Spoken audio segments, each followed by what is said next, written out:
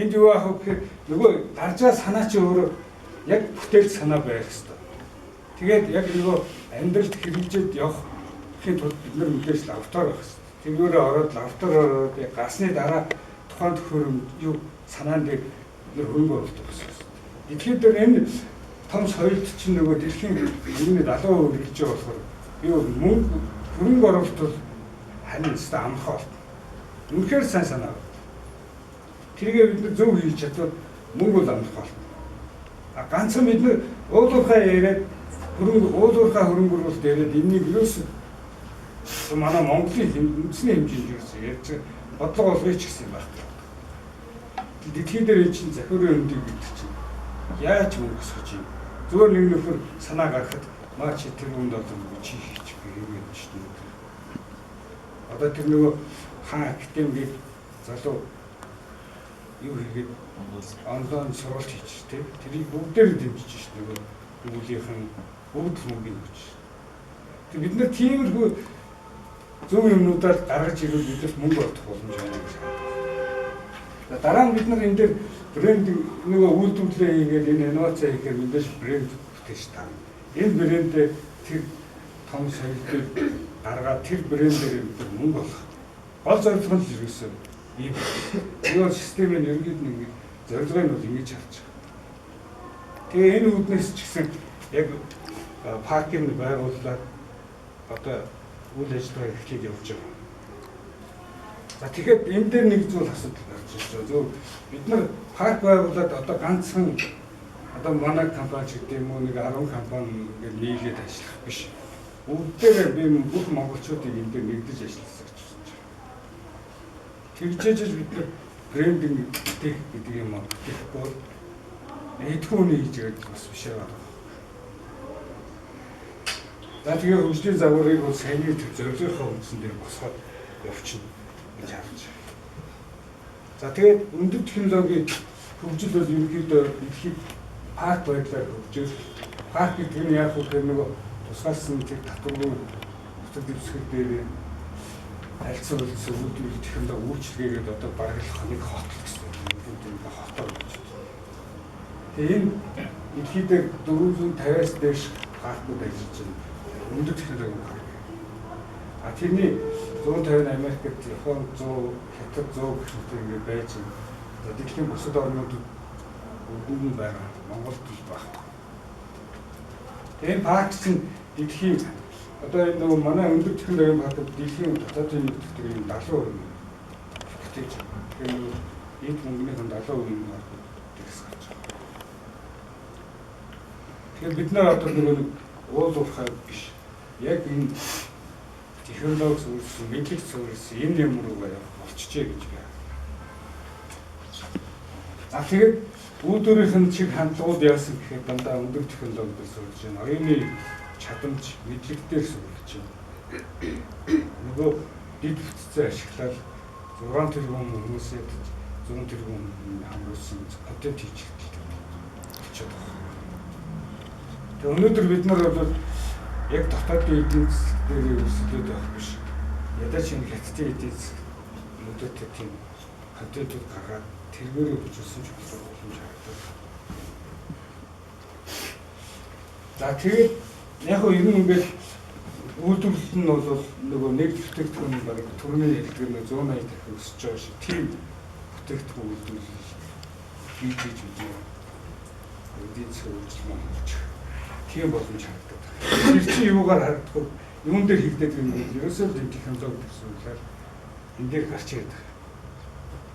За парк байгуулах өндөр технологийн паркийг Монголд байгуулах гэдэг бид нар одоо газраа авчихсан. Энэ Төвөмгийн хөшөө хөндөд газраа авсан байна. 10 газар таа. Тэгээд тэн дээр зураг төслөө боловсруулж байна. Тэз үрийг бас хийж байна. Ер нь энэ паркийн эрхийг нөгөө засгийн газраас авах юм гэлээ.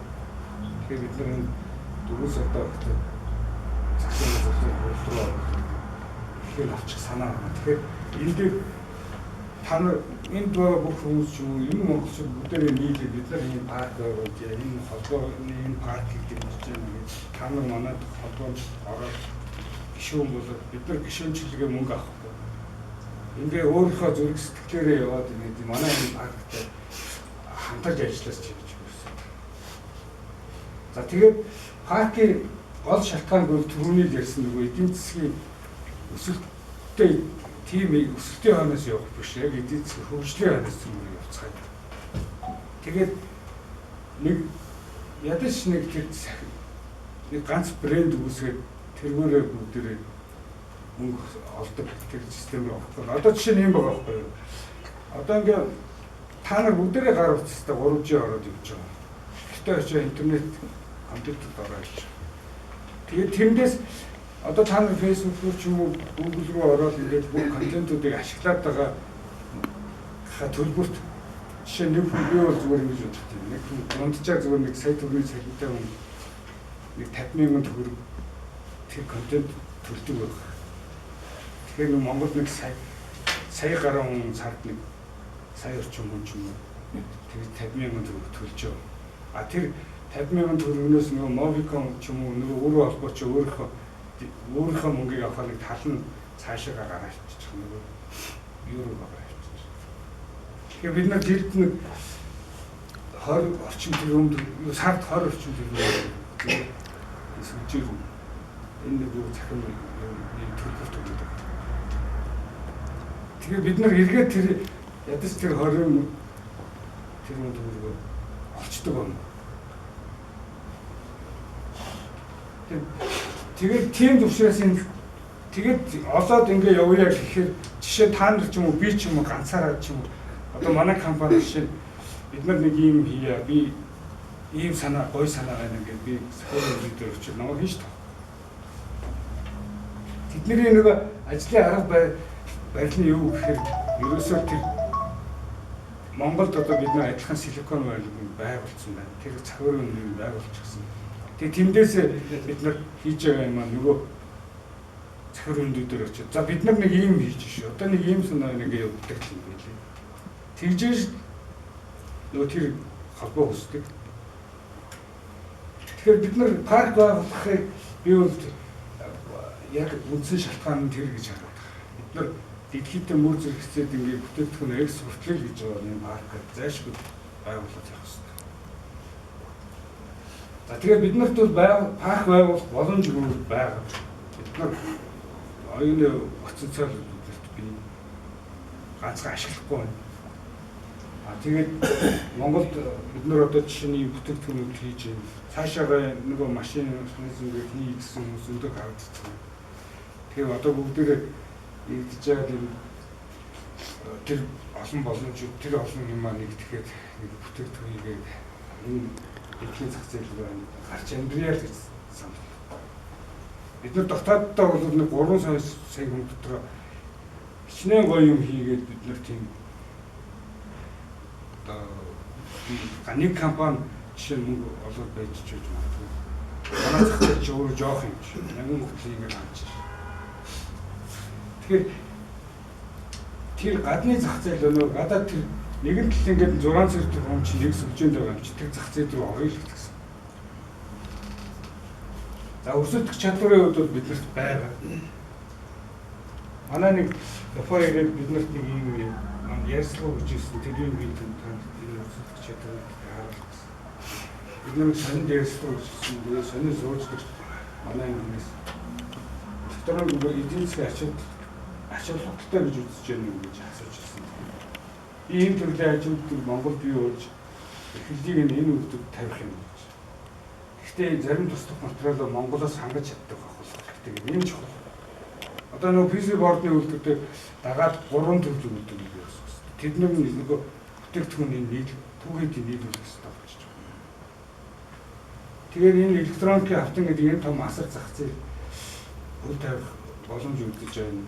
Монголд ч гэсэн асар их нөлөө үзүүлнэ. Зөвхөн зах их автангаар зогсохгүй түүн дээр суурилсан электроникийн жижиг мэдээллүүдийг суурилуулж өгч боломж их гарч ирнэ гэж ярьж байна. Тэгэхээр энэ бол биднэрт боломж байна гэж ярьдаг. За манай их зүүн бодлогын хувьд бол харин бас паркийн хууль гэж бид юм. Тэр хуулиар парк байгуулж дотоорын орчин дээрс ч гэсэн хэцүү үед хангагдсан байгаа. За тэгээд парк дээр бол би миний зөвөр бодож байгаа бол хоёр зүйлийг хийж боддог. Бид нар нэгэнт л нөгөө уулуурхай сүрс эдийн засгтай юм чинь өдөөчүүд сүрс түүхийдтэй тэрэн дээрээ хөгжиж. Нөгөө зэсээ ингээд нөгөө эрдэмийн компаниас ч юм уу ачиг тэтгэж компаниуд одоо цэвэр дөрөвсдөг зэс гаргаад байгаа. Тэр зэсээр нь бид нар энэ зэс суулгах хий. Энэ зэс суулгах нь нөгөө электрон PC одоо манай үйлдвэрлэх гэдэг PC board-ны үндсэн төвлөрүүд юм. Тэгээд тэр зэсээр бид нар PC board-аа хийгээд гаргая. Тэгээд дээр нь нарны панелийн үйлдвэрлэл Монголд явж боломжтой.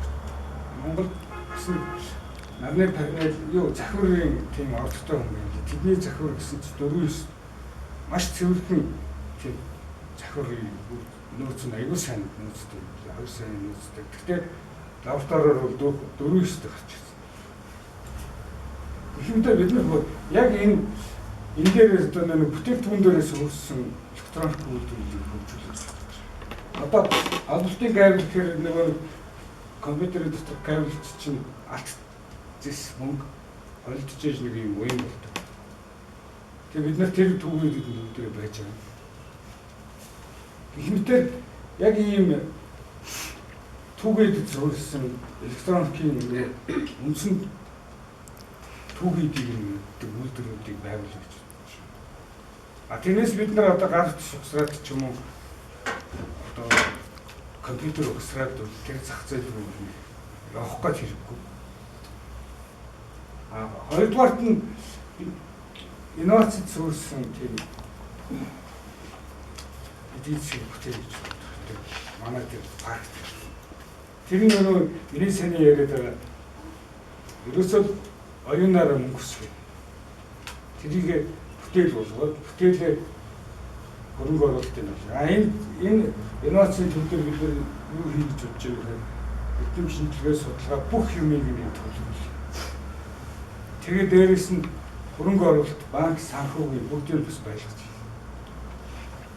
Тэгээ ийм хоёр үндсэн зорилготой паркийг байгуулж байгаа. Одоо ийм хоёр хэсгээс за бид нар төлөлтөө бол нэг иймэрхүү байдлаар гаргасан. Зүгээр энэ манай паркийн байршил нь болохоор юм сэргэлэн зүүн нэвтрэлт. Шинээс гонгосны буудлаас 15 км зайтай.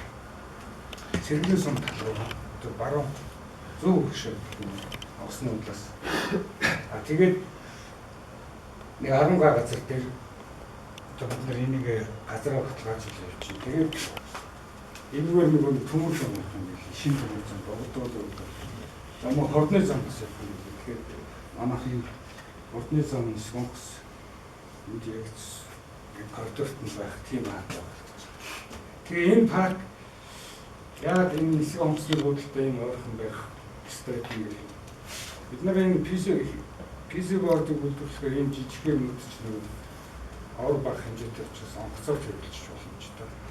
Энэ нисэх онгоцтой бид бол хоёрдугаар нь бид нар нөгөө инновацийн төвөөр ихээр бид нар чинь нөгөө бүтээгдэхүүнээ одоо инновацийн бүтээлүүд гаргаад ирэхээр бид нар энд нөгөө гадны хөрөнгө оруулагчдыг мэдээж өрнө шүү дээ. Тэгээд тэдний ирээд шууд онгоцоор буугаад манай энэ паркер манай бүтээгдэхүүн энэтэй танилцаа явуулдаг ч юм тийм. Ер нь дэлхийн паркуудыг одоо тийм нисэх онгоцноо гэдэг орно. Тэр утгаар нь бид нар ингэ сонгож байна. За төлөвлөлтийн нь бол яг ингээд нэг юм ойр байдлаар ингээ хийгээд хотын төврөг анхаа орчдөг. Тийм байдлаар хийчихээд ингээ төлөвлөж байгаа. Мэдээж хэрэг энэ нөгөө парк байгуулаад бид нар үйлдвэрээ байгуулаад ирэхээр энэ чинь дагаад нөгөө үйлчлэгээний газруудаар ингээ бүх төштөөд юу гэдэг бүгд хөгжөөд ирж шүү дээ манайхаас. Бараг бид нар хийхгүй ингээ ажиг хүмүүс юм. Тэр утгаар бид нар тэднийг ч гэсэн юм цаашдаа ингээ төлөвлөж байгаа юм. Эцнийг хотод жижигхэн тийм юу болох зорилготой. Тэгээ паркийн ерөнхий төлөвлөлт нь энэ дээр яг өнгөөр тэмдэглэсэн сайн харагдахгүй. Үйлдвэрийн бүс, судалгааны бүс, бизнес үйлчлэгийн бүс гэх. За гадны үйлдвэрийн бүсгүй бид нарын парк дээр хэрвээ бид нэр ингээд паркаа байгуулад нөгөө татваргүй орчин үүсгэчихээ ялангуяа манай японочдод хэлж байгаа. Бид нар садраа байгуулчих болох юм шүү дээ. Тэнд очиод хямд ажиллах хүч юугаар нэмээ хийчихнэ. Тэгээ буцаага авахаар ямар татвар. Тэгээ бид нар тийм боломж байгаа учраас тиймэрхүү юмыг төлөвлөлтөндөө бас тусгаарай гэсэн. Тэгээ юу юм тэр план үүсгэсэн байна. За тэгээд тэн дээр нь ногоон байгууламж үйлчлэгээний бүсгүй ажилчдын амьдрах орон сууц байр гэх юм төлөвлөсөн. Оруулна гэдэг төлөвлөсөн байна. За үйлдвэрлэлээр нь 2 газар төлөвлөсөн. Одоо нэг миний харуул Coffee Foil, FR4, PCB, нарны зай гэх мэт 4-5 үйлдвэрлэл байгуулна гэж тооцож байгаа. Тэрэнд бол 2 газар тусч байгаа. Судалгаа инновацийн хөгжлийн хэсэг энэ дээр 2.5 баг. Энэ бас нөгөө том нөгөө лаборатори байна. Судалгааны офисын хэсэг гэж янз өөрөнгө оруулагчдын баяр, тэгээ үзэсгэлэнгийн танхим